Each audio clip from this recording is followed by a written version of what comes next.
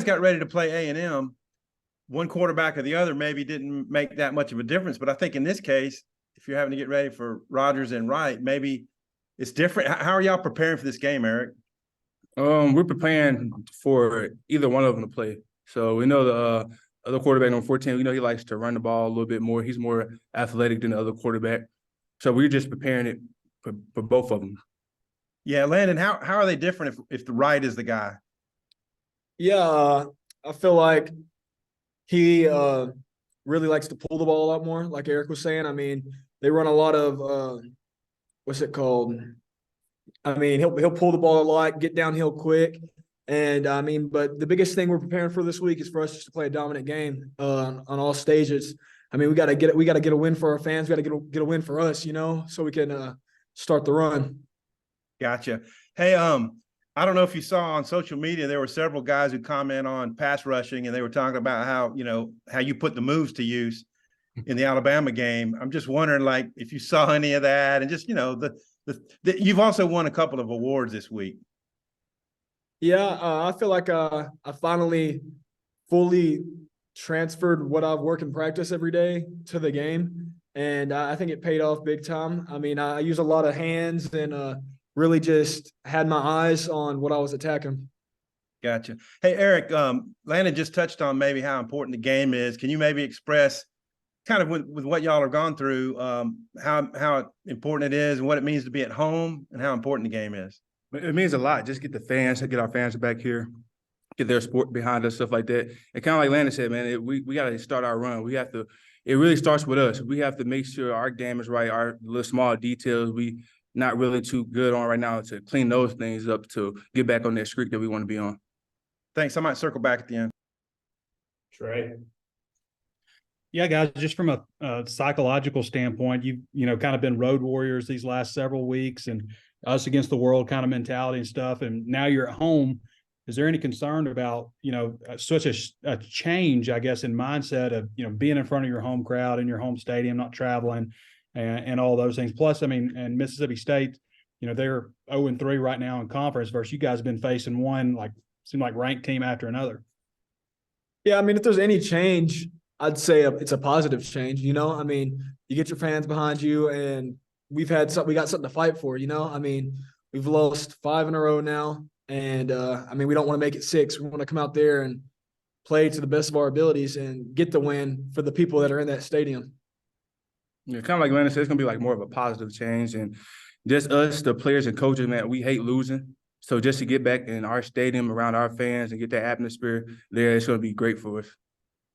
Curious from both of you what you see from Mississippi State up front on the offensive line, and any philosophy changes they've had from the late Mike Leach to what they're doing now, and just personnel wise. Yeah, as a team, I feel like they run the ball a lot more. They run the ball quite a bit, and they got a really dominant running back. And their offensive line, I think they're returning every starter, so they got a lot of age and a lot of knowledge, and they're pretty big and play well against the run. So I mean, we just got to stop the run and make them throw the ball. Yeah. Thoughts, Eric? You're kind of like what Landon said. They're more like you kind of see more of a run team now, and just from the O-line standpoint, they're long, they're tall, so they like to use their length a little bit, and they're athletic, so they'll be able to move and get to the spot that they want to get to. What's it like when both you guys have been around a long time. Eric, you've been around a real long time, but you probably run into guys, that you face, with other, on other teams. What's it like usually when you see somebody you're familiar with and you're lined up against them? Is it like, oh, it's you again, or what's it like? Well, not really, man. Besides the people that I played with, I mean, I've seen like some guys from LSU, Bama, and stuff like that. I mean, we really don't say too much, on the opposing teams, but after the game, we'll speak a little bit. Yeah, like Eric said, I mean, it's cool playing against people that you've played against for a while, and I mean, I think if anything, it helps you. You're able to, the type of player they are, what some of their weaknesses are, and you just got to correlate it each year and just remember those things. Thanks, fellas. Jackson. Yeah, guys, I mean, against Alabama, there was really only a couple big plays, and the defense, you guys kind of held them in check other than that. I'm just wondering, like, when you're in a groove like that on defense and you're getting 3 and outs consistently the way you guys had the past couple of weeks, what like specifically do you think is like the biggest key to that that's going well on the defensive side of the ball? I think everybody's just being locked in and knowing their assignment. I mean, when we all know our assignment, we can be very dangerous. So it's just we have to keep that mindset every week and go into every game. Landon, you have anything to follow up on that or? Basically what Eric said, but something I'd add on that is, I feel like we just fly around really well. Everybody that's out there wants to be out there and loves playing the game of football. So everybody's out there flying around, getting to the football. And, when you got everybody around the ball, they can't make too many big plays. Eric, Coach Pittman talked to us yesterday kind of about the value of having Landon on one side and Tree on the other, and offensive lines not being able to, key in on both. I'm curious, like from you on the inside, can you tell like that's like a stress point for the offensive lines when you guys are going against them? Oh yeah, for sure. I mean, we see a lot of we talk about it when we film and stuff like that. A lot of the tight ends come and chip, so they get a little bit draw more attention on them. So it kind of opens up a little stuff for us and inside, like more one-on-ones and things like that. And they also bring the quarterback to us a little bit more. Make them step up in the pocket. So it's really big for us inside. And both of you guys have been here for a while with Hudson. I mean, what's it been like kind of watching his growth this season? I mean, I think he had a funny quote in our press conference just about how he would get blamed for everything, but this year you can't really blame him for anything. How much has it been like enjoyable watching his play improve this season?